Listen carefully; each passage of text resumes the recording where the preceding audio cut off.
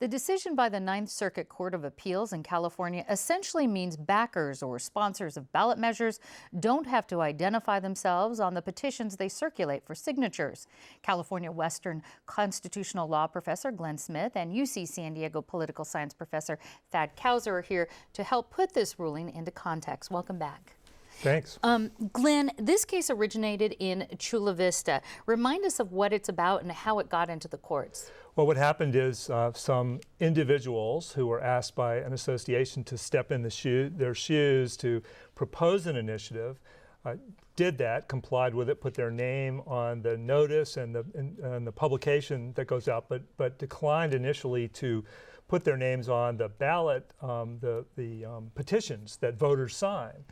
Because they claimed they had a right to be anonymous, and the Chula Vista officials refused to honor it, and so that led to this court case. What does this ruling mean, essentially, Thad, to voters?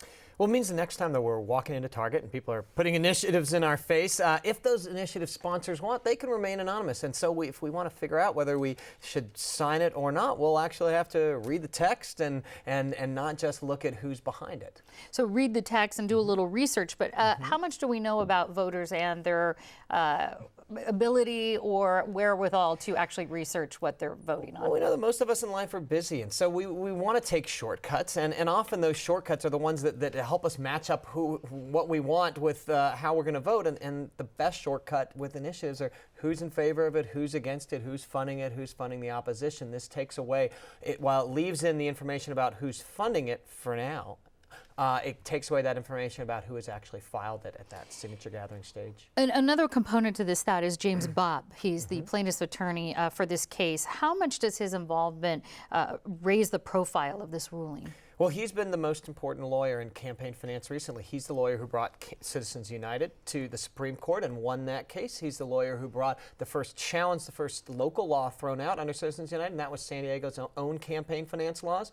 He's also a lawyer who's brought a law, and he lost on this, but he brought a lawsuit in 2012 saying that the donors to an organization that was running attack ads on President Obama should be able to remain anonymous. He lost on that so far, but that's another judicial domino that could fall. So, Glenn, taking all those into account, Right. do you think there's some sort of long-term agenda here? Oh, I would imagine there is. I mean, I think that this organization and Mr. Bobb always come to the aid of what they see as a First Amendment intrusion by government, but I think there is a bigger agenda, and I would imagine that it's got people on all sides of this trying to scratch their head and figure out what could be, as Thad says, the next domino that falls here. If you had to define that agenda, would you say how would you define it if you could put it in a nutshell? Well, I would say it is hyper-valuing the rights of sponsors and political activists over the desire of voters to find out, information that they need and I would argue have a right to have. I want to drill down on this ruling a little bit more. You've said there's a connection between the Supreme Court's refusal to hear the Prop 8 case last year because of lack of standing and this case. What's the connection here? Well, the connection is whether the Ninth Circuit and the Supreme Court understand the real practical dynamics of the initiative process. In the Prop 8 case, the Supreme Court was criticized for not understanding that often in California initiative sponsors are anti-establishment and that voters depend on them to go against the established politicians. In the Ninth Circuit, the majority took the rather unrealistic idea that voters, even though they didn't have the names on the petitions, because they could always find from City Hall records who these initiatives were and engage in significant inquiry, it wasn't a problem not to have the names on the petitions, and that's just very unrealistic. So I think that what the common thread here is, do federal courts understand the initiative process, and are they qualified to make these kind of practical, on-the-street judgments about how people respond? And what would you say to that? Do you think that the courts know that this is the impact that it really has in real life?